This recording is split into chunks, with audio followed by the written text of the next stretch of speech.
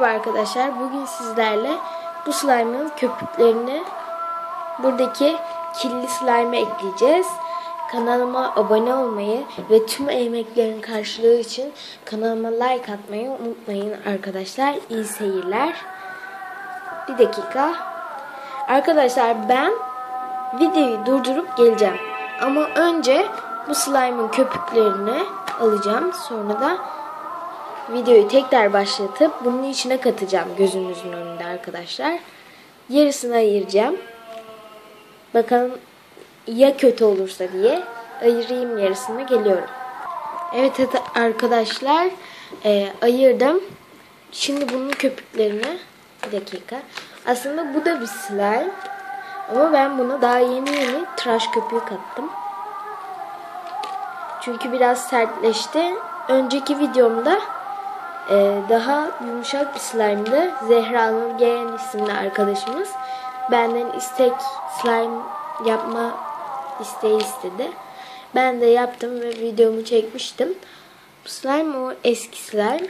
İyice masmavi oldu. Yeşildi. Maviye döndü. Şimdi arkadaşlar ben bunu iyice karıştırıp geliyorum. Böyle pufuduk bir slime yapıp geliyorum.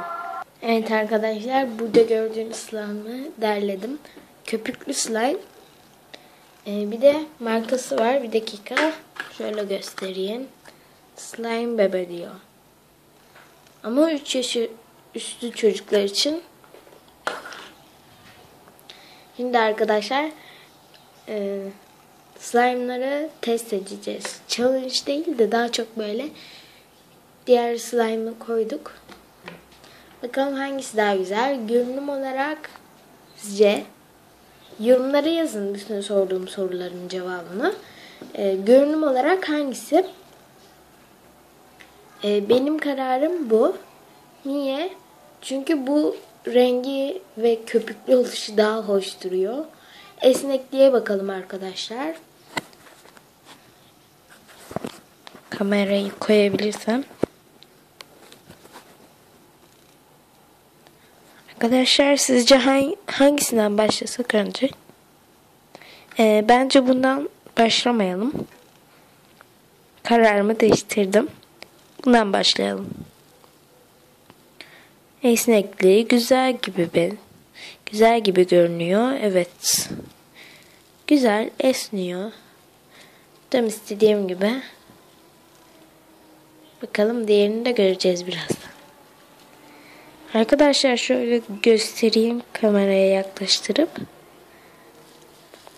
Bence gayet güzel. Şu kadar esniyor. Boyu da iyi. Şimdi diğerine bakacağız. Şu köpükleri toplayayım da. Diğerine bakıyoruz.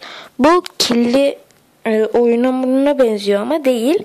Kirli slime. Zaten oyun hamuru olsaydı direkt dağılırdı.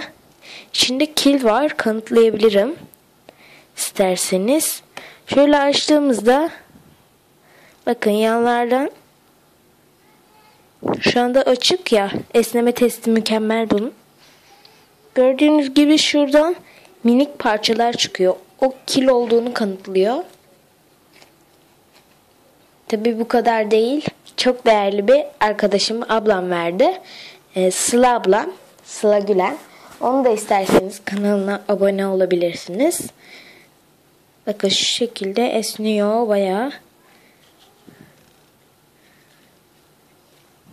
Sıla ablamın kardeşi var, Azra diye. Çok tatlış.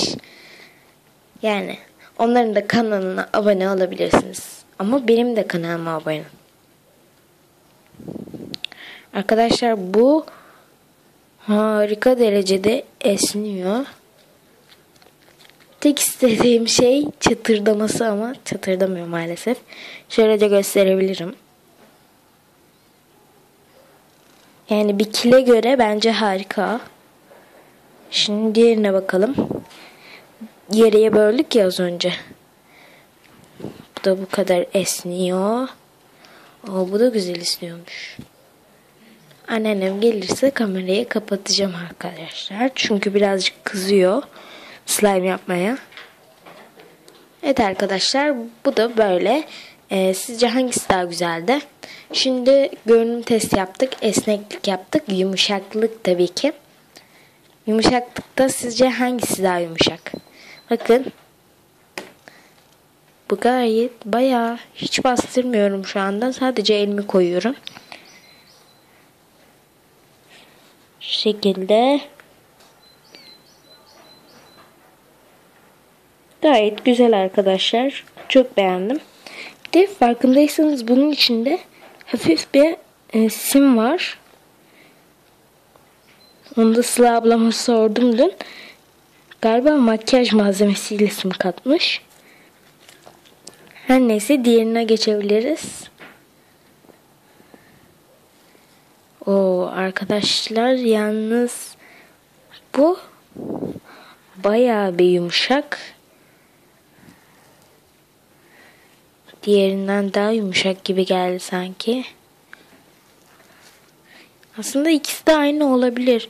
Sizce hangisi daha yumuşak? İkisinin de dokuları farklı olduğu için olabilir mi? Elime farklı geliyor olabilirler mi? Şöyle dökülen köpükleri bir daha almayayım da diğer şeyi yarıma bölüp tekrar katacağım videoda. Bu videoda. Videomu sonuna kadar izleyin. Eğer beğenirseniz beğen tuşuna basın.